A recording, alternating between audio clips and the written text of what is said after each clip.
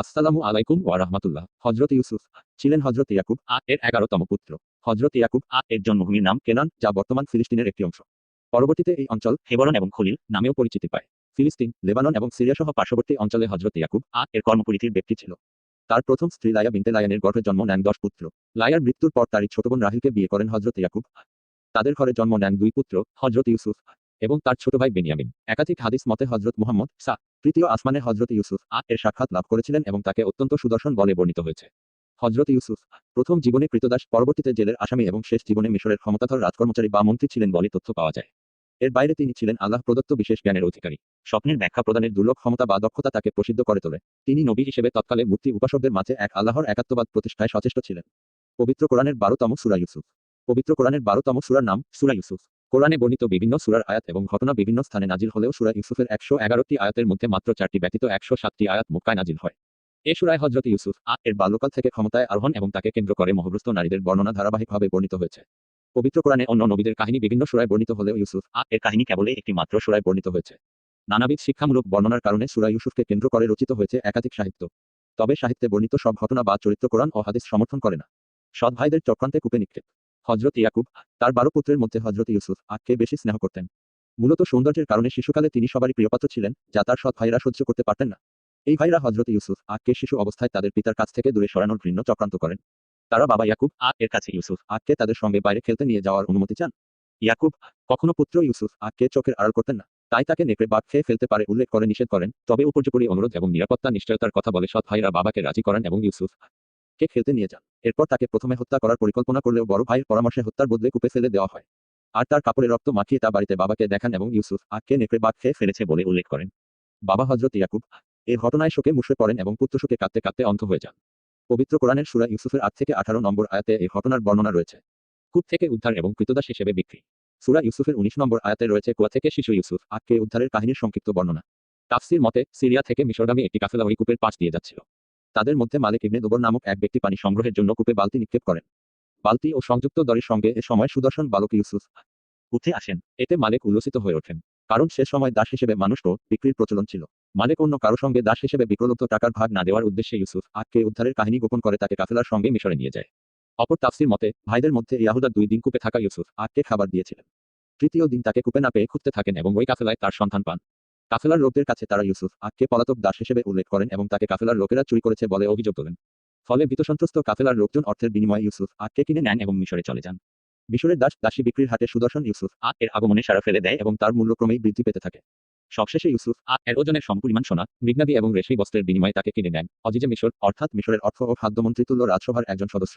কোনো বর্ণনায় তাকে মিশরের তৎকালীন আমালেকা জাতীয় সম্রাট বায়াদ ইবনে ওয়াসাদের অর্থমন্ত্রী কিতুফি কিংবা ইতুফি বলে উল্লেখ করা হয়। জুলেখার ঘরে ইউসুফ। পবিত্র কোরআনে হযরত ইউসুফ কে নিয়ে সর্বাধিক আলোচিত ও চাঞ্চল্যকর ঘটনার নেপথ্যে থাকা প্রধান ২ চরিত্রের নাম সরাসরি উল্লিখিত হয়নি। সূরা ইউসুফে হযরত ইউসুফ কে ক্রয়কারীকে আজিজ বা মন্ত্রী হিসেবে এবং তার স্ত্রীকে আজিজের স্ত্রী বা তার স্ত্রী হিসেবে সম্বোধন করা হয়েছে। তবে তাফসীর এবং ঐতিহাসিক বর্ণনা মতে এই আজিজের স্ত্রী হলেন ইতিহাস খ্যাত জুলেখা। আবার অনেকের মতে তার প্রকৃত নাম রঙ্গিল আর উপাধি হল জুলেখা। সূরা ইউসুফের ২১ নং আয়াত মতে মিশরের যে ব্যক্তি হযরত ইউসুফ কে ক্রয় করেছিল সে তার স্ত্রীকে ইউসুফ এর প্রতি বিশেষ যত অবান হওয়ার নির্দেশ দেন এবং এই ইউসুফ তাদের বিশেষ উপকারে আসবেন বলে প্রত্যাশা করেন। এভাবে ইউসুফ এবং জুলেখার পরিচয় হয় এবং জুলেখার ঘরেই কৈশোর পেরিয়ে যুবক হয়ে ওঠেন ইউসুফ। প্রথম বন্ধনীদারী। জুলেখা ক্রমেই যুবক ইউসুফ এর প্রতি আসক্ত হয়ে পড়েন। মূর্তি উপাসক জুলেখা তার ঘরে থাকা মূর্তির সামনে অন্যায় আবদার করতে ভয় পেতেন বলে কাপড় দিয়ে মূর্তির চোখ থেকে দিয়ে ইউসুফ কে নানাভাবে প্রলুব্ধ করতে সচেষ্ট ছিলেন। অন্যদিকে আল্লাহর একাত্মবাদে বিশ্বাসী ইউসুফ আল্লাহ প্রদত্ত ইমানের শক্তিতে সব ধোঁকা ও প্রলোভনের ঊর্ধ্বে ছিলেন এবং সব সময় জুলেখাকে পথ ছাড়ার অনুরোধ জানান। কিন্তু ইউসুফ এর প্রেমে পাগল জুলেখা ছিলেন একরোখা। সূরা ইউসুফের ২৩ নং আয়াত অনুসারে একদা জুলেখা ইউসুফ কে ঘরে পেয়ে দরজা বন্ধ করে দেন এবং তার প্রতি আহ্বান জানান। কিন্তু ইউসুফ মহান আল্লাহ প্রদত্ত জ্ঞান, ধৈর্য, ঈমান এবং ভীতির কারণে তা প্রত্যাখ্যান করেন। তাফসীর ও আরবি সাহিত্যমতে এ সময় হযরত ইউসুফ আসন্ন বিপদ থেকে বাঁচতে ঘরের ছাদের দিকে দৃষ্টি দিলে অলৌকিকভাবে আরবি লেখা দেখতে পান। এছাড়াও ঘরে মূর্তির দিকে তাকিয়ে তিনি আজিজ এর প্রতিচ্ছবি দেখতে পান এবং ঘরের দরজায় আজিজের উপস্থিতি অনুভব করেন। এরপর হযরত ইউসুফ নিজেকে পবিত্র রাখার জন্য বন্ধ দরজার দিকে দৌড়ে যান। এ সময় জুলেখা পেছনে থেকে ইউসুফ কে ঝাপটে ধরলে তার পরিতেয় জামা পেছনে থেকে ছিঁড়ে যায়। অলৌকিকভাবে এ সময় ঘরের বন্ধ দরজা, কারো মতে বাইরে থেকে বন্ধ দরজা, খুলে যায় এবং ইউসুফ ও জুলেখা দরজার বাইরে জুলেখার স্বামী আজিজকে দেখতে পান। ঠিক তখনই চতুর জুলেখা তার ঘর পাল্টে ফেলেন এবং সূরা ইউসুফের ২৫ নং আয়াত অনুসারে এ সময় ইউসুফ এর বিরুদ্ধে মিথ্যা অভিযোগ দিয়ে তাকে কারাগারে পাঠানো বা অন্য কোনো কঠিন শাস্তির দাবি করেন। ২৬ নং আয়াতে বর্ণিত এ সময় ইউসুফ প্রকৃত সত্য তুলে ধরেন এবং জুলেখার পরিবারের একজন সঠিক সাক্ষ্য প্রদান করেন। পবিত্র কোরআনে এই সাক্ষ্য প্রদানকারীর বিস্তারিত পরিচয় নেই, তবে তাফসির এবং প্রচলিত বর্ণনা অনুসারে এই সাক্ষী ছিল একটি নিতান্ত কন্যা শিশু, যার মুখে তখনও স্পষ্ট করে কথা ফোটেনি।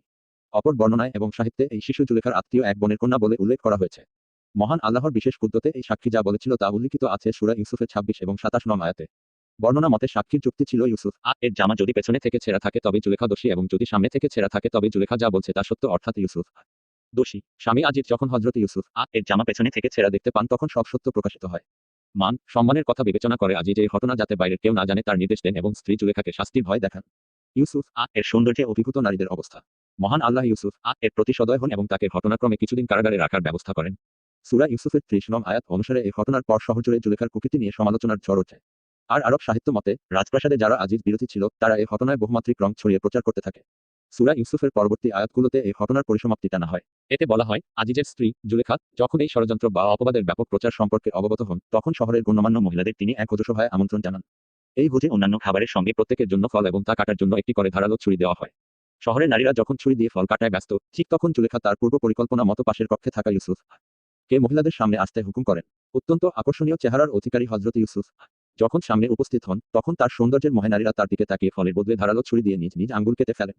এই সুযোগে জুলেখা সবার উদ্দেশ্যে বলেন যে এই সেই সুপুরুষ ইউসুফ যার জন্য মহিলারা তার নিন্দা করছেন। সূরা ইউসুফের 31 নং আয়াত মতে মহিলাদের মন্তব্য ছিল, এ তো মানুষ নন, এ তো এক মহান ফেরেশতা। এ সময় জুলেখা আবারও তার কুটচাল প্রয়োগ করেন এবং একদিকে ইউসুফ কে পবিত্র বলে সাক্ষ্য দেন আর অন্যদিকে ভবিষ্যতে ইউসুফ তার কথার অবাধ্য হলে অপমানিত হওয়ার এবং কারাগারে নিক্ষেপ করার হুমকি দেন। কিছু মহিলাও এতে সায় দেন ও ইন্ধন যোগান। সূরা ইউসুফের 33 নং আয়াত অনুসারে এ সময় হযরত ইউসুফ মহান আল্লাহর কাছে কুচক্রী মহিলাদের কাছ থেকে আশ্রয় প্রার্থনা করেন এবং অপবিত্র ভোগ বিলাসের পরিবর্তে কারাবাসী উত্তম বলে ফরিয়াদ জানান। তিনি উপলব্ধি করেন যে কারাগারী হতে পারে তার জন্য নিরাপদ আশ্রয়, অন্যথায় কুচক্রী জুলেখা ও অন্য নারীর প্রলোভন ও ষড়যন্ত্র থেকে বাঁচা দিনে দিনে কঠিন হয়ে উঠবে। মহান আল্লাহ ইউসুফ এর প্রতি সদয় হন এবং তাকে ঘটনাক্রমে কিছুদিন কারাগারে রাখার ব্যবস্থা করেন। শিল্প সাহিত্যে ইউসুফ ও জুলেখা এ সিরিয়ালে জুলেখার চরিত্রে অভিনয়কারী কাতায়ুন রিয়াহি পরবর্তীতে ইসলামী পোশাকের প্রতি আগ্রহী হন এবং অভিনয় ছেড়ে দেন। আর পরিচালক ফারাজুল্লাহ সালাহ 2016 সালের 27 ফেব্রুয়ারি ফুসফুস ক্যান্সারে মৃত্যুবরণ করেন। পারস্য অঞ্চল তথা বৃহত্তর ইরানে ইউসুফ ও জুলেখার প্রেম নিয়ে রচিত হয়েছে জনপ্রিয় গীতিকবিতা। ইউসুফ এবং জুলেখার জীবনালেখ্য নিয়ে পৃথিবীর বিভিন্ন ভাষায় এবং সাহিত্য ও বিনোদনের বিভিন্ন মাধ্যমে রচিত হয়েছে নানাবিধ উপকরণ। ইসলাম ধর্মগ্রন্থে উল্লিখিত হযরত ইউসুফ কে ইহুদিদের হিব্রু বাইবেল এবং খ্রিস্টানদের বাইবেলে জোসেফ নামে উল্লেখ করা হয়েছে। আর জুলেখা কোনো সাহিত্যকর্ম বা পর্দায় রাইলা নামে পরিচিতি পেয়েছেন। সাম্প্রতিককালে ইরানি পরিচালক ফারাজুল্লাহ সালাহ ইউসুফ পয়গম্বর বা জোসেফ দ্য প্রফেট নামের একটি টিভি সিরিয়াল নির্মাণ করেন। পৃথিবীর বিভিন্ন ভাষায় এই টিভি সিরিয়াল ডাবিং করা হয়। 2008 সালে নির্মিত এই টিভি সিরিয়াল 2016 সালের শেষ ভাগে বাংলাদেশের একটি বেসরকারি টিভি চ্যানেল বাংলায় ডাবিং করে প্রচার শুরু করে, যা বর্তমানে পুনঃপ্রচার হচ্ছে। মূল টিভি সিরিয়াল ছিল 46 পর্বের। 3000 অভিনেতা অভিনেত্রী থেকে বাছাইকৃত 200 জনকে নিয়ে নির্মিত এই সিরিয়ালের জন্য গবেষণা করতে সময় লেগেছে 4 বছর। 5000 পৃষ্ঠার লিপি, 1000 পোশাক এবং 10 ট্রাক অন্যান্য সামগ্রীর প্রয়োজন হয়। শুটিংয়ের জন্য নির্মিত হয়েছিল 3টি কৃত্রিম শহর। এ সিরিয়ালে জুলেখার চরিত্রে অভিনয়কারী কাতায়ুন রিয়াহি পরবর্তীতে ইসলামী পোশাকের প্রতি আগ্রহী হন এবং অভিনয় ছেড়ে দেন। আর পরিচালক ফারাজুল্লাহ সালাহ 2016 সালের 27 ফেব্রুয়ারি ফুসফুস ক্যান্সারে মৃত্যুবরণ করেন। পারস্য অঞ্চল তথা বৃহত্তর ইরানে ইউসুফ ও জুলেখার প্রেম নিয়ে রচিত হয়েছে জনপ্রিয় গীতিকবিতা। প্রাথমিকভাবে ফার্সি ভাষায় রচিত এই গীতিকবিতা মহাকবি ফেরদৌসী আবুল কাশেম ফেরদৌসী তুসি রচনা করেছেন বলে ধারণা করা হলেও সম্প্রতি এই তথ্যের গ্রহণযোগ্যতা নিয়ে বিতর্ক রয়েছে। তবে আরেক পারস্য কবি জামি নুর উদ্দিন আব্দুর রহমান জামি তার বিখ্যাত 7টি কাব্যের সংকলনে 5 নং কাব্যের রচনা করেছেন ইউসুফ এবং জুলেখার প্রেম কাহিনী। 13-14 শতকের কবি শাহ মোহাম্মদ শবীর গৌড়ের সুলতান গিয়াস উদ্দিন আজম শাহ রাজত্বকালে ইউসুফ জুলেখা কাব্য রচনা করেন। অন্যদিকে সাদেক আলী মুনসেফ পূর্বে হিন্দু ছিলেন।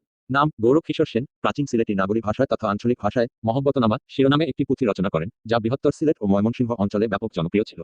60-70 এর দশকে বাংলা গানের কিংবদন্তি শিল্পী আব্দুল আলিমের প্রেমের মরা জলে ডোবে না শীর্ষক গানের একটি জায়গায় বলা হয়েছে, প্রেম কইরাছে ইউসুফ নবী, যার প্রেমেতে জুলেখা বিবি গো ও সে প্রেমের দায় জেল খাটিল 2 তবুও সে প্রেম ছাড়লো না দরতি, প্রেমের মরা জলে ডোবে না, তুমি সুজন দেখা কইল পীড়িত মইলে মরলে যেন ভুলে না দরতি, প্রেমের মরা জলে ডোবে না। পুনশ্চ পবিত্র কোরআনের 38 নং সূরা শুআদ এর 41, 42 এবং 43 নং আয়াতে হযরত আইয়ুব এর যন্ত্রণাময় রোগ থেকে মুক্তির কথা বর্ণিত হয়েছে। তাফসীরকারীদের একটি অংশ হযরত আইয়ুবের শরীরে চর্মরোগ বা পচন ধরেছিল বলে বর্ণনা করেন। এ সময় সবাই ঘৃণাভরে তাকে ত্যাগ করলেও তার প্রেমময় স্ত্রী রহিমা তাকে দীর্ঘ 18 বছর সেবা করেন বলে বর্ণিত আছে। সূরা শুআদের 42 নং আয়াত অনুসারে দীর্ঘ রোগ ভোগ করে আইয়ুব আল্লাহর প্রতি ঈমান অটুট রাখেন ও ধৈর্য রাখেন বিধায় মহান আল্লাহ তাকে 2 পা দিয়ে মাটিতে আঘাত করতে বলেন। বর্ণনা মতে তিনি তা করার পর মাটি থেকে ঠান্ডা পানি বের হয়। এই পানিতে গোসল করার মাধ্যমে হযরত আইয়ুব রোগমুক্ত হন এবং রহিমা বিবি সহ পরিবারের অন্যদের মাঝে ফিরে আসেন। আব্দুল আলিমের গানের কথায় প্রেম কইরাছে আইয়ুব নবী, যার প্রেমে রহিমা বিবি গো তারে 18 সাল কিরায় পোকায় খাইল 2 তবুও রহিমা ছাড়লো না দরতি, প্রেমের মরা জলে ডোবে না। ব্যাকস্ল্যাশ পরবর্তী জীবনে ইউসুফ ও জুলেখা। সূরা ইউসুফের পরবর্তী অংশে কারাগার থেকে হযরত ইউসুফ এর মুক্তি, রাজার স্বপ্নের ব্যাখ্যা প্রদানের মাধ্যমে রাজ দরবারে আকর্ষণীয় পদ লাভ, মিশরের দুর্ভিক্ষ, সৎ ভাইদের উচিত শিক্ষাদান, আপন ছোট ভাই বেনিয়ামিনকে কাছে রাখা, পিতা ইয়াকুব এর চোখের দৃষ্টি ফিরে পাওয়া এবং সবশেষে পিতা মাতাকে রাজদরবারে বসিয়ে সম্মান প্রদানের বর্ণনা রয়েছে। তবে আজিজের স্ত্রী বা জুলেখা সম্পর্কে পরবর্তীতে আর কোনো বর্ণনা পবিত্র কোরআনে দেওয়া হয়নি। হাদিসেও এ সংক্রান্ত বিশেষ কোনো তথ্য পাওয়া যায় না। হাদিস বা পবিত্র কোরআনে উল্লেখ না থাকলেও বিভিন্ন সাহিত্যে ইউসুফ এর সঙ্গে জুলেখার পুনর্মিলনের বর্ণনা পাওয়া যায়। একটি সাহিত্যধারা মতে সময়ের বিবর্তনে মিশরের আজিজ জুলেখার স্বামী মৃত্যুবরণ করার পর তাদের শুভ বিবাহ সম্পন্ন হয়। পরবর্তীতে তাদের কোলজুড়ে দুই পুত্র আফরাইম ইবনে ইউসুফ এবং মায়শা ইবনে ইউসুফের জন্মের বর্ণনাও পাওয়া যায়। কারো কারো মতে জুলেখার স্বামীর মৃত্যুর পর হযরত ইউসুফ মিশরের নতুন আজিজ নিযুক্ত হন এবং তার সঙ্গে জুলেখার বিবাহের ব্যবস্থা করা হয়। সূরা ইউসুফের 54 থেকে 56 নং আয়াত মোতাবেক মিশরের রাজা ইউসুফ কে সম্মান এবং বিশ্বাসী পাত্র হিসেবে গণ্য করেন এবং তাকে বিশ্বস্ত সহচর নিযুক্ত করেন। সূরা ইউসুফের 58 নং আয়াতে মিশরের দুর্ভিক্ষের সময় ইউসুফ প্রজাদের মাঝে খাদ্য বণ্টন করতেন মর্মে ইঙ্গিত রয়েছে এবং তার সৎ ভাইদের মাঝেও তিনি খাদ্য বিতরণ করেছেন বলে উল্লেখ করা হয়েছে। সূরার শেষ ভাগে 101 নং আয়াতে হযরত ইউসুফ এই মর্মে শুকরিয়া আদায় করেছেন, হে আমার প্রতিপালক, তুমি আমাকে রাজ্য দান করেছো এবং স্বপ্নের ব্যাখ্যা শিক্ষা দিয়েছ। সূরা গানের একটি জায়গায় বলা হয়েছে, প্রেম কইরাছে ইউসুফ নবী, যার প্রেমেতে জুলেখা বিবি গো, ও সে প্রেমের দায় জেল খাটিল, দুই তবুও সে প্রেম ছাড়লো না দরদি, প্রেমের মরা জলে ডোবে না, তুমি সুজন দেখা কইল পীড়িত মরলে যেন ভুলে না দরদি, প্রেমের মরা জলে ডোবে না। পুনশ্চ পবিত্র কোরআনের 38 নং সূরা সোয়াদ এর 41, 42 এবং 43 নং আয়াতে হযরত আইয়ুব এর যন্ত্রণাময় রোগ থেকে মুক্তির কথা বর্ণিত হয়েছে। তাফসীরকারীদের একটি অংশ হযরত আইয়ুবের শরীরে চর্মরোগ বা পচন ধরেছিল বলে বর্ণনা করেন।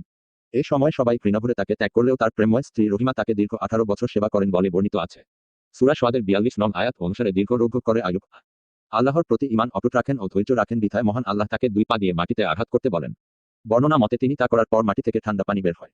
এই পানিতে গোসল করার মাধ্যমে হযরত আইয়ুব রোগমুক্ত হন এবং রহিমা বিবি সহ পরিবারের অন্যদের মাঝে ফিরে আসেন। আব্দুল আলিমের গানের কথায় প্রেম কইরাছে আইয়ুব নবী, যার প্রেমে রহিমা বিবি গো, তারে 18 সাল কিরায় পোকায় খাইল, দুই তবুও রহিমা ছাড়লো না দরদি, প্রেমের মরা জলে ডোবে না। পরবর্তী জীবনে ইউসুফ ও জুলেখা। সূরা ইউসুফের পরবর্তী অংশে কারাগার থেকে হযরত ইউসুফ এর মুক্তি, রাজার স্বপ্নের ব্যাখ্যা প্রদানের মাধ্যমে রাজ দরবারে আকর্ষণীয় পদ লাভ, মিশরের দুর্ভিক্ষ, সৎ ভাইদের উচিত শিক্ষাদান, আপন ছোট ভাই বেনিয়ামিনকে কাছে রাখা, পিতা ইয়াকুব এর চোখের দৃষ্টি ফিরে পাওয়া এবং সবশেষে পিতা মাতাকে রাজদরবারে বসিয়ে সম্মান প্রদানের বর্ণনা রয়েছে। তবে আজিজের স্ত্রী বা জুলেখা সম্পর্কে পরবর্তীতে আর কোনো বর্ণনা পবিত্র কোরআনে দেওয়া হয়নি। হাদিসেও এ সংক্রান্ত বিশেষ কোনো তথ্য পাওয়া যায় না। হাদিস বা পবিত্র কোরআনে উল্লেখ না থাকলেও বিভিন্ন সাহিত্যে ইউসুফ এর সঙ্গে জুলেখার পুনর্মিলনের বর্ণনা পাওয়া যায়। একটি সাহিত্যধারা মতে সময়ের বিবর্তনে মিশরের আজিজ জুলেখার স্বামী মৃত্যুবরণ করার পর তাদের শুভ বিবাহ সম্পন্ন হয়। পরবর্তীতে তাদের কোলজুড়ে দুই পুত্র আফরাইম ইবনে ইউসুফ এবং মায়শা ইবনে ইউসুফের জন্মের বর্ণনাও পাওয়া যায়। কারো কারো মতে জুলেখার স্বামীর মৃত্যুর পর হযরত ইউসুফ মিশরের নতুন আজিজ নিযুক্ত হন এবং তার সঙ্গে জুলেখার বিবাহের ব্যবস্থা করা হয়। সূরা ইউসুফের 54 থেকে 56 নং আয়াত মোতাবেক মিশরের রাজা ইউসুফ কে সম্মান এবং বিশ্বাসী পাত্র হিসেবে গণ্য করেন এবং তাকে বিশ্বস্ত সহচর নিযুক্ত করেন। সূরা ইউসুফের 58 নং আয়াতে মিশরের দুর্ভিক্ষের সময় ইউসুফ প্রজাদের মাঝে খাদ্য বণ্টন করতেন মর্মে ইঙ্গিত রয়েছে এবং তার সৎ ভাইদের মাঝেও তিনি খাদ্য বিতরণ করেছেন বলে উল্লেখ করা হয়েছে। সূরার শেষ ভাগে 101 নং আয়াতে হযরত ইউসুফ এই মর্মে শুকরিয়া আদায় করেছেন, হে আমার প্রতিপালক, তুমি আমাকে রাজ্য দান করেছো এবং স্বপ্নের ব্যাখ্যা শিক্ষা দিয়েছো। সংশ্লিষ্ট সংবাদ চাকরি দেওয়ার কথা বলে কোটি টাকা হাতিয়ে নেওয়ার অভিযোগ সীমান্তে আর হত্যাকাণ্ড ঘটবে না কথা দিয়েছে ভারত। কাদের জিনপিংকে ফোন বাইডেনের 7 মাস পর কথা তালেবান সরকার নিয়ে উদ্বেগ জানালো যুক্তরাষ্ট্র উল্টাপাল্টা কথা বলবেন না। জাফরুল্লাহ চৌধুরীকে ফখরুল এই বিভাগের আরো খবর ওয়ার্কস অন এনি ডিভাইসেস সম্পাদক নঈম নিজাম, নির্বাহী সম্পাদক পীর হাবিবুর রহমান।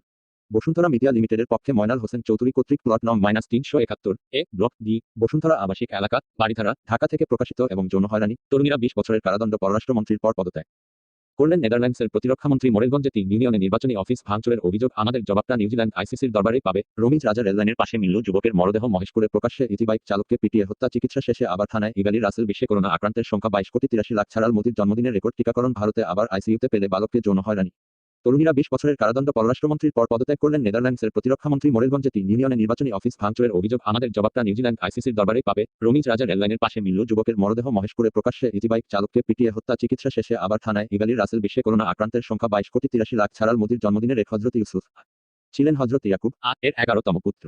হযরত ইয়াকুব এর জন্মভূমির নাম কেনান, যা বর্তমান ফিলিস্তিনের একটি অংশ। পরবর্তীতে এই অঞ্চল হেবরন এবং খলিল নামেও পরিচিতি পায়। ফিলিস্তিন, লেবানন এবং সিরিয়া সহ পার্শ্ববর্তী অঞ্চলে হযরত ইয়াকুব এর কর্মপরিধির ব্যক্তি ছিল। তার প্রথম স্ত্রী লায়া বিনতে লায়ানের গর্ভে জন্ম নেন 10 পুত্র। লায়ার মৃত্যুর পর তারই ছোট বোন রাহিলকে বিয়ে করেন হযরত ইয়াকুব। তাদের ঘরে জন্ম নেন 2 পুত্র, হযরত ইউসুফ এবং তার ছোট ভাই বেনিয়ামিন। একাধিক হাদিস মতে হযরত মুহাম্মদ তৃতীয় আসমানে হযরত ইউসুফ এর সাক্ষাৎ লাভ করেছিলেন এবং তাকে অত্যন্ত সুদর্শন বলে বর্ণিত হয়েছে। হযরত ইউসুফ প্রথম জীবনে কৃতদাস, পরবর্তীতে জেলের আসামি এবং শেষ জীবনে মিশরের ক্ষমতাধর রাজকর্মচারী বা মন্ত্রী ছিলেন বলে তথ্য পাওয়া যায়। এর বাইরে তিনি ছিলেন আল্লাহ প্রদত্ত বিশেষ জ্ঞানের অধিকারী। স্বপ্নের ব্যাখ্যা প্রদানের দুর্লভ ক্ষমতা বা দক্ষতা তাকে প্রসিদ্ধ করে তোলে। তিনি নবী হিসেবে তৎকালে মূর্তি উপাসকদের মাঝে এক আল্লাহর একাত্মবাদ প্রতিষ্ঠায় সচেষ্ট ছিলেন। পবিত্র কোরআনের 12তম সূরা ইউসুফ। পবিত্র কোরআনের 12তম সূরার নাম সূরা ইউসুফ। কোরআনে বর্ণিত বিভিন্ন সূরার আয়াত এবং ঘটনা বিভিন্ন স্থানে নাজিল হলেও সূরা ইউসুফের ১১১টি আয়াতের মধ্যে মাত্র ৪টি ব্যতীত ১০৭টি আয়াত মক্কায় নাজিল হয়। এ সূরায় হযরত ইউসুফ এর বাল্যকাল থেকে ক্ষমতায় আরোহণ এবং তাকে কেন্দ্র করে মোহগ্রস্ত নারীদের বর্ণনা ধারাবাহিকভাবে বর্ণিত হয়েছে। পবিত্র কোরআনে অন্য নবীদের কাহিনী বিভিন্ন সূরায় বর্ণিত হলেও ইউসুফ এর কাহিনী কেবলই একটি মাত্র সূরায় বর্ণিত হয়েছে। নানাবিধ শিক্ষামূলক বর্ণনার কারণে সূরা ইউসুফকে কেন্দ্র করে রচিত হয়েছে একাধিক সাহিত্য। তবে সাহিত্যে বর্ণিত সব ঘটনা বা চরিত্র কোরআন ও হাদিস সমর্থন করে না। সৎ ভাইদের চক্রান্তে কূপে নিক্ষেপ হযরত ইয়াকুব তার ১২ পুত্রের মধ্যে হযরত ইউসুফ কে বেশি স্নেহ করতেন। মূলত সৌন্দর্যের কারণে শিশুকালে তিনি সবারই প্রিয়পাত্র ছিলেন, যা তার সৎ ভাইরা সহ্য করতে পারতেন না। এই ভাইরা হযরত ইউসুফ কে শিশু অবস্থায় তাদের পিতার কাছ থেকে দূরে সরানোর ঘৃণ্য চক্রান্ত করেন। তারা বাবা ইয়াকুব এর কাছে ইউসুফ কে তাদের সঙ্গে বাইরে খেলতে নিয়ে যাওয়ার অনুমতি চান। ইয়াকুব কখনো পুত্র ইউসুফ কে চোখের আড়াল করতেন না, তাই তাকে নেকড়ে বাঘ খেয়ে ফেলতে পারে উল্লেখ করে নিষেধ করেন। তবে উপর্যুপরি অনুরোধ এবং নিরাপত্তা নিশ্চয়তার কথা বলে সৎ ভাইরা বাবাকে রাজি করেন এবং ইউসুফ কে খেলতে নিয়ে যান। এরপর তাকে প্রথমে হত্যা করার পরিকল্পনা করলেও বড় ভাইয়ের পরামর্শে হত্যার বদলে কূপে ফেলে দেওয়া হয়। আর তার কাপড়ে রক্ত মাখিয়ে তা বাড়িতে বাবাকে দেখান এবং ইউসুফ কে নেকড়ে বাঘ খেয়ে ফেলেছে বলে উল্লেখ করেন। বাবা হযরত ইয়াকুব এই ঘটনায় শোকে মুষড়ে পড়েন এবং পুত্র শোকে কাঁদতে কাঁদতে অন্ধ হয়ে যান। পবিত্র কোরআনের সূরা ইউসুফের ৮ থেকে ১৮ নম্বর আয়াতে এই ঘটনার বর্ণনা রয়েছে। কূপ থেকে উদ্ধার এবং কৃতদাস হিসেবে বিক্রি সূরা ইউসুফের ১৯ নম্বর আয়াতে রয়েছে কুয়া থেকে শিশু ইউসুফ কে উদ্ধারের কাহিনীর সংক্ষিপ্ত বর্ণনা। তাফসীর মতে সিরিয়া থেকে মিশরগামী একটি কাফেলা ওই কূপের পাশ দিয়ে যাচ্ছিল। তাদের মধ্যে মালিক ইবনে দুবর নামক এক ব্যক্তি পানি সংগ্রহের জন্য কূপে বালতি নিক্ষেপ করেন। বালতি ও সংযুক্ত দড়ির সঙ্গে এ সময় সুদর্শন বালক ইউসুফ উঠে আসেন। এতে মালিক উল্লসিত হয়ে ওঠেন, কারণ সে সময় দাস হিসেবে মানুষও বিক্রির প্রচলন ছিল। মালিক অন্য কারো সঙ্গে দাস হিসেবে বিপ্রলব্ধ টাকার ভাগ না দেওয়ার উদ্দেশ্যে ইউসুফ কে উদ্ধারের কাহিনী গোপন করে তাকে কাফেলার সঙ্গে মিশরে নিয়ে যায়। অপর তাফসীর মতে ভাইদের মধ্যে ইয়াহুদা ২ দিন কূপে থাকা ইউসুফ কে খাবার দিয়েছিলেন। তৃতীয় দিন তাকে কূপে না পেয়ে খুঁজতে থাকেন এবং ওই কাফেলায় তার সন্ধান পান। কাফেলার লোকদের কাছে তারা ইউসুফ কে পলাতক দাস হিসেবে উল্লেখ করেন এবং তাকে কাফেলার লোকেরা চুরি করেছে বলে অভিযোগ তোলেন। ফলে ভীতসন্ত্রস্ত কাফেলার লোকজন অর্থের বিনিময়ে ইউসুফ কে কিনে নেন এবং মিশরে চলে যান। মিশরের দাস দাসী বিক্রির হাটে সুদর্শন ইউসুফ এর আগমনে সারা ফেলে দেয় এবং তার মূল্য ক্রমেই বৃদ্ধি পেতে থাকে। সবশেষে ইউসুফ এর ওজনের সমপরিমাণ সোনা, মৃগনাভি এবং রেশমি বস্ত্রের বিনিময়ে তাকে কিনে নেন অজিজে মিশর, অর্থাৎ মিশরের অর্থ ও খাদ্যমন্ত্রিতুল্য রাজসভার একজন সদস্য। কোনো কোনো বর্ণনায় তাকে মিশরের তৎকালীন আমালেকা জাতীয় সম্রাট বায়াদ ইবনে ওয়াসাদের অর্থমন্ত্রী কিতুফি কিংবা ইতুফি বলে উল্লেখ করা হয়। জুলেখার ঘরে ইউসুফ পবিত্র কোরআনে হযরত ইউসুফ কে নিয়ে সর্বাধিক আলোচিত ও চাঞ্চল্যকর ঘটনার নেপথ্যে থাকা প্রধান ২ চরিত্রের নাম সরাসরি উল্লিখিত হয়নি। সূরা ইউসুফে হযরত ইউসুফ কে ক্রয়কারীকে আজিজ বা মন্ত্রী হিসেবে এবং তার স্ত্রীকে আজিজের স্ত্রী বা তার স্ত্রী হিসেবে সম্বোধন করা হয়েছে। তবে তাফসীর এবং ঐতিহাসিক বর্ণনা মতে এই আজিজের স্ত্রী হলেন ইতিহাস খ্যাত জুলেখা। আবার অনেকের মতে তার প্রকৃত নাম রঙ্গিল আর উপাধি হল জুলেখা। সূরা ইউসুফের ২১ নং আয়াত মতে মিশরের যে ব্যক্তি হযরত ইউসুফ কে ক্রয় করেছিল সে তার স্ত্রীকে ইউসুফ এর প্রতি বিশেষ যত্নবান হওয়ার নির্দেশ দেন এবং এই ইউসুফ তাদের বিশেষ উপকারে আসবেন বলে প্রত্যাশা করেন। এভাবে ইউসুফ এবং জুলেখার পরিচয় হয় এবং জুলেখার ঘরেই কৈশোর পেরিয়ে যুবক হয়ে ওঠেন ইউসুফ। প্রথম বন্ধনীদারী জুলেখা ক্রমেই যুবক ইউসুফ এর প্রতি আসক্ত হয়ে পড়েন। মূর্তি উপাসক জুলেখা তার ঘরে থাকা মূর্তির সামনে অন্যায় আবদার করতে ভয় পেতেন বলে কাপড় দিয়ে মূর্তির চোখ থেকে দিয়ে ইউসুফ কে নানাভাবে প্রলুব্ধ করতে সচেষ্ট ছিলেন। অন্যদিকে আল্লাহর একাত্মবাদে বিশ্বাসী ইউসুফ আল্লাহ প্রদত্ত ইমানের শক্তিতে সব ধোঁকা ও প্রলোভনের ঊর্ধ্বে ছিলেন এবং সব সময় জুলেখাকে পথ ছাড়ার অনুরোধ জানান। কিন্তু ইউসুফ এর প্রেমে পাগল জুলেখা ছিলেন একরোখা। সূরা ইউসুফের ২৩ নং আয়াত অনুসারে একদা জুলেখা ইউসুফ কে ঘরে পেয়ে দরজা বন্ধ করে দেন এবং তার প্রতি আহ্বান জানান। কিন্তু ইউসুফ মহান আল্লাহ প্রদত্ত জ্ঞান, ধৈর্য, ঈমান এবং ভীতির কারণে তা প্রত্যাখ্যান করেন। তাফসীর ও আরবি সাহিত্যমতে এ সময় হযরত ইউসুফ আসন্ন বিপদ থেকে বাঁচতে ঘরের ছাদের দিকে দৃষ্টি দিলে অলৌকিকভাবে আরবি লেখা দেখতে পান। এছাড়াও ঘরে মূর্তির দিকে তাকিয়ে তিনি আজিজ এর প্রতিচ্ছবি দেখতে পান এবং ঘরের দরজায় আজিজের উপস্থিতি অনুভব করেন। এরপর হযরত ইউসুফ নিজেকে পবিত্র রাখার জন্য বন্ধ দরজার দিকে দৌড়ে যান। এ সময় জুলেখা পেছনে থেকে ইউসুফ কে ঝাপটে ধরলে তার পরিতেয় জামা পেছনে থেকে ছিঁড়ে যায়। অলৌকিকভাবে এ সময় ঘরের বন্ধ দরজা, কারো মতে বাইরে থেকে বন্ধ দরজা, খুলে যায় এবং ইউসুফ ও জুলেখা দরজার বাইরে জুলেখার স্বামী আজিজকে দেখতে পান। ঠিক তখনই চতুর জুলেখা তার ঘর পাল্টে ফেলেন এবং সূরা ইউসুফের ২৫ নং আয়াত অনুসারে এ সময় ইউসুফ এর বিরুদ্ধে মিথ্যা অভিযোগ দিয়ে তাকে কারাগারে পাঠানো বা অন্য কোনো কঠিন শাস্তির দাবি করেন। ২৬ নং আয়াতে বর্ণিত এ সময় ইউসুফ প্রকৃত সত্য তুলে ধরেন এবং জুলেখার পরিবারের একজন সঠিক সাক্ষ্য প্রদান করেন। পবিত্র কোরআনে এই সাক্ষ্য প্রদানকারীর বিস্তারিত পরিচয় নেই। তবে তাফসীর এবং প্রচলিত বর্ণনা অনুসারে এই সাক্ষী ছিল একটি নিতান্ত কন্যা শিশু, যার মুখে তখনও স্পষ্ট করে কথা ফোটেনি। অপর বর্ণনায় এবং সাহিত্যে এই শিশু জুলেখার আত্মীয় এক বোনের কন্যা বলে উল্লেখ করা হয়েছে। মহান আল্লাহর বিশেষ কুদরতে এই সাক্ষী যা বলেছিল তা উল্লিখিত আছে সূরা ইউসুফের ২৬ এবং ২৭ নং আয়াতে। বর্ণনা মতে সাক্ষীর যুক্তি ছিল ইউসুফ এর জামা যদি পেছনে থেকে ছেঁড়া থাকে তবে জুলেখা দোষী এবং যদি সামনে থেকে ছেঁড়া থাকে তবে জুলেখা যা বলছে তা সত্য, অর্থাৎ ইউসুফ দোষী। স্বামী আজিজ যখন হযরত ইউসুফ এর জামা পেছনে থেকে ছেঁড়া দেখতে পান তখন সব সত্য প্রকাশিত হয়। মান সম্মানের কথা বিবেচনা করে আজিজ এই ঘটনা যাতে বাইরের কেউ না জানে তার নির্দেশ দেন এবং স্ত্রী জুলেখাকে শাস্তির ভয় দেখান। ইউসুফ এর সৌন্দর্যে অভিভূত নারীদের অবস্থা মহান আল্লাহ ইউসুফ এর প্রতি সদয় হন এবং তাকে ঘটনাক্রমে কিছুদিন কারাগারে রাখার ব্যবস্থা করেন। সূরা ইউসুফের ৩০ নং আয়াত অনুসারে এই ঘটনার পর শহর জুড়ে জুলেখার কুকীর্তি নিয়ে সমালোচনার ঝড় ওঠে। আর আরব সাহিত্য মতে রাজপ্রাসাদে যারা আজিজ বিরোধী ছিল তারা এই ঘটনায় বহুমাত্রিক রং ছড়িয়ে প্রচার করতে থাকে।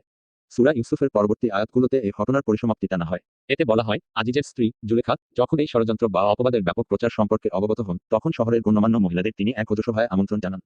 এই ভোজে অন্যান্য খাবারের সঙ্গে প্রত্যেকের জন্য ফল এবং তা কাটার জন্য একটি করে ধারালো ছুরি দেওয়া হয়। শহরের নারীরা যখন ছুরি দিয়ে ফল কাটায় ব্যস্ত, ঠিক তখন জুলেখা তার পূর্ব পরিকল্পনা মতো পাশের কক্ষে থাকা ইউসুফ কে মহিলাদের সামনে আসতে হুকুম করেন।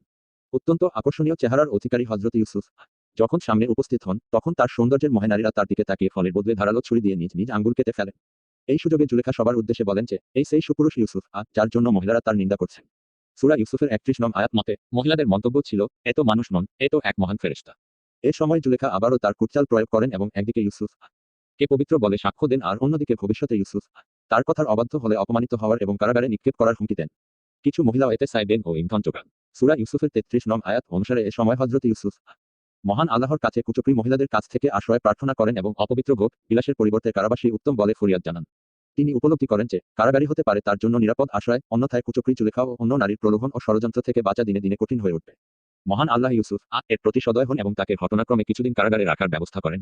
শিল্প সাহিত্যে ইউসুফ ও জুলেখা এ সিরিয়ালে জুলেখার চরিত্রে অভিনয়কারী কাতায়ুন রিয়াহি পরবর্তীতে ইসলামী পোশাকের প্রতি আগ্রহী হন এবং অভিনয় ছেড়ে দেন। আর পরিচালক ফারাজুল্লাহ সালাহ ২০১৬ সালের ২৭শে ফেব্রুয়ারি ফুসফুস ক্যান্সারে মৃত্যুবরণ করেন। পারস্য অঞ্চল তথা বৃহত্তর ইরানে ইউসুফ ও জুলেখার প্রেম নিয়ে রচিত হয়েছে জনপ্রিয় গীতিকবিতা। ইউসুফ এবং জুলেখার জীবনালেখ্য নিয়ে পৃথিবীর বিভিন্ন ভাষায় এবং সাহিত্য ও বিনোদনের বিভিন্ন মাধ্যমে রচিত হয়েছে নানাবিধ উপকরণ। ইসলাম ধর্মগ্রন্থে উল্লিখিত হযরত ইউসুফ কে ইহুদিদের হিব্রু বাইবেল এবং খ্রিস্টানদের বাইবেলে জোসেফ নামে উল্লেখ করা হয়েছে। আর জুলেখা কোনো সাহিত্যকর্ম বা পর্দায় রাইলা নামে পরিচিতি পেয়েছেন। সাম্প্রতিককালে ইরানি পরিচালক ফারাজুল্লাহ সালাহ ইউসুফ পয়গম্বর বা জোসেফ দ্য প্রফেট নামের একটি টিভি সিরিয়াল নির্মাণ করেন। পৃথিবীর বিভিন্ন ভাষায় টিভি সিরিয়াল ডাবিং করা হয়। ২০০৮ সালে নির্মিত টিভি সিরিয়াল ২০১৬ সালের শেষ ভাগে বাংলাদেশের একটি বেসরকারি টিভি চ্যানেল বাংলায় ডাবিং করে প্রচার শুরু করে, যা বর্তমানে পুনঃপ্রচার হচ্ছে। মূল টিভি সিরিয়াল ছিল ৪৬ পর্বের। ৩,০০০ অভিনেতা অভিনেত্রী থেকে বাছাইকৃত ২০০ জনকে নিয়ে নির্মিত এই সিরিয়ালের জন্য গবেষণা করতে সময় লেগেছে ৪ বছর। ৫,০০০ পৃষ্ঠার লিপি, ১,০০০ পোশাক এবং ১০ ট্রাক অন্যান্য সামগ্রীর প্রয়োজন হয়। শুটিংয়ের জন্য নির্মিত হয়েছিল ৩টি কৃত্রিম শহর। এ সিরিয়ালে জুলেখার চরিত্রে অভিনয়কারী কাতায়ুন রিয়াহি পরবর্তীতে ইসলামী পোশাকের প্রতি আগ্রহী হন এবং অভিনয় ছেড়ে দেন। আর পরিচালক ফারাজুল্লাহ সালাহ ২০১৬ সালের ২৭শে ফেব্রুয়ারি ফুসফুস ক্যান্সারে মৃত্যুবরণ করেন। পারস্য অঞ্চল তথা বৃহত্তর ইরানে ইউসুফ ও জুলেখার প্রেম নিয়ে রচিত হয়েছে জনপ্রিয় গীতিকবিতা। প্রাথমিকভাবে ফার্সি ভাষায় রচিত এই গীতিকবিতা মহাকবি ফেরদৌসী আবুল কাশেম ফেরদৌসী তুষি রচনা করেছেন বলে ধারণা করা হলেও সম্প্রতি এই তথ্যের গ্রহণযোগ্যতা নিয়ে বিতর্ক রয়েছে। তবে আরেক পারস্য কবি জামি নূর উদ্দিন আব্দুর রহমান জামি তার বিখ্যাত ৭টি কাব্যের সংকলনে ৫ নং কাব্যের রচনা করেছেন ইউসুফ এবং জুলেখার প্রেম কাহিনী। ১৩-১৪ শতকের কবি শাহ মোহাম্মদ শবীর গৌড়ের সুলতান গিয়াস উদ্দিন আজম শাহ রাজত্বকালে ইউসুফ জুলেখা কাব্য রচনা করেন। অন্যদিকে সাদেক আলী মুনসেফ পূর্বে হিন্দু ছিলেন। নাম গৌরব কিশোর সেন প্রাচীন সিলেটি নাগরী ভাষায় তথা আঞ্চলিক ভাষায় মহব্বতনামা শিরোনামে একটি পুঁথি রচনা করেন, যা বৃহত্তর সিলেট ও ময়মনসিংহ অঞ্চলে ব্যাপক জনপ্রিয় ছিল। ৬০-৭০ এর দশকে বাংলা গানের কিংবদন্তি শিল্পী আব্দুল আলিমের প্রেমের মরা জলে ডোবে না শীর্ষক গানের একটি জায়গায় বলা হয়েছে, প্রেম কইরাছে ইউসুফ নবী, যার প্রেমেতে জুলেখা বিবি গো ও সে প্রেমের দায় জেল খাটিল ২। তবুও সে প্রেম ছাড়ল না দরদি, প্রেমের মরা জলে ডোবে না, তুমি সুজন দেখা কইর পীড়িত মরলে যেন ভুলে না দরদি, প্রেমের মরা জলে ডোবে না। পুনশ্চ পবিত্র কোরআনের ৩৮ নং সূরা সোয়াদ এর ৪১, ৪২ এবং ৪৩ নং আয়াতে হযরত আইয়ুব এর যন্ত্রণাময় রোগ থেকে মুক্তির কথা বর্ণিত হয়েছে। তাফসীরকারীদের একটি অংশ হযরত আইয়ুবের শরীরে চর্মরোগ বা পচন ধরেছিল বলে বর্ণনা করেন। এ সময় সবাই ঘৃণাভরে তাকে ত্যাগ করলেও তার প্রেমময় স্ত্রী রহিমা তাকে দীর্ঘ ১৮ বছর সেবা করেন বলে বর্ণিত আছে। সূরা সোয়াদের ৪২ নং আয়াত অনুসারে দীর্ঘ রোগ ভোগ করে আইয়ুব আল্লাহর প্রতি ঈমান অটুট রাখেন ও ধৈর্য রাখেন বিধায় মহান আল্লাহ তাকে ২ পা দিয়ে মাটিতে আঘাত করতে বলেন। বর্ণনা মতে তিনি তা করার পর মাটি থেকে ঠান্ডা পানি বের হয়। এই পানিতে গোসল করার মাধ্যমে হযরত আইয়ুব রোগমুক্ত হন এবং রহিমা বিবিসহ পরিবারের অন্যদের মাঝে ফিরে আসেন। আব্দুল আলিমের গানের কথায় প্রেম কইরাছে আইয়ুব নবী, যার প্রেমে রহিমা বিবি গো তারে ১৮ সাল কিরায় পোকায় খাইল ২। তবুও রহিমা ছাড়ল না দরদি, প্রেমের মরা জলে ডোবে না। পরবর্তী জীবনে ইউসুফ ও জুলেখা সূরা ইউসুফের পরবর্তী অংশে কারাগার থেকে হযরত ইউসুফ এর মুক্তি, রাজার স্বপ্নের ব্যাখ্যা প্রদানের মাধ্যমে রাজ দরবারে আকর্ষণীয় পদ লাভ, মিশরের দুর্ভিক্ষ, সৎ ভাইদের উচিত শিক্ষাদান, আপন ছোট ভাই বেনিয়ামিনকে কাছে রাখা, পিতা ইয়াকুব এর চোখের দৃষ্টি ফিরে পাওয়া এবং সবশেষে পিতা মাতাকে রাজদরবারে বসিয়ে সম্মান প্রদানের বর্ণনা রয়েছে। তবে আজিজের স্ত্রী বা জুলেখা সম্পর্কে পরবর্তীতে আর কোনো বর্ণনা পবিত্র কোরআনে দেওয়া হয়নি। হাদিসেও এ সংক্রান্ত বিশেষ কোনো তথ্য পাওয়া যায় না। হাদিস বা পবিত্র কোরআনে উল্লেখ না থাকলেও বিভিন্ন সাহিত্যে ইউসুফ এর সঙ্গে জুলেখার পুনর্মিলনের বর্ণনা পাওয়া যায়। একটি সাহিত্যধারা মতে সময়ের বিবর্তনে মিশরের আজিজ জুলেখার স্বামী মৃত্যুবরণ করার পর তাদের শুভ বিবাহ সম্পন্ন হয়। পরবর্তীতে তাদের কোলজুড়ে ২ পুত্র আফরাইম ইবনে ইউসুফ এবং মায়শা ইবনে ইউসুফের জন্মের বর্ণনাও পাওয়া যায়। কারো মতে জুলেখার স্বামীর মৃত্যুর পর হযরত ইউসুফ মিশরের নতুন আজিজ নিযুক্ত হন এবং তার সঙ্গে জুলেখার বিবাহের ব্যবস্থা করা হয়। সূরা ইউসুফের ৫৪-৫৬ নং আয়াত মোতাবেক মিশরের রাজা ইউসুফ কে সম্মান এবং বিশ্বাসী পাত্র হিসেবে গণ্য করেন এবং তাকে বিশ্বস্ত সহচর নিযুক্ত করেন। সূরা ইউসুফের ৫৮ নং আয়াতে মিশরের দুর্ভিক্ষের সময় ইউসুফ প্রজাদের মাঝে খাদ্য বণ্টন করতেন মর্মে ইঙ্গিত রয়েছে এবং তার সৎ ভাইদের মাঝেও তিনি খাদ্য বিতরণ করেছেন বলে উল্লেখ করা হয়েছে। সূরার শেষ ভাগে ১০১ নং আয়াতে হযরত ইউসুফ এই মর্মে শুকরিয়া আদায় করেছেন, হে আমার প্রতিপালক, তুমি আমাকে রাজ্য দান করেছ এবং স্বপ্নের ব্যাখ্যা শিক্ষা দিয়েছ।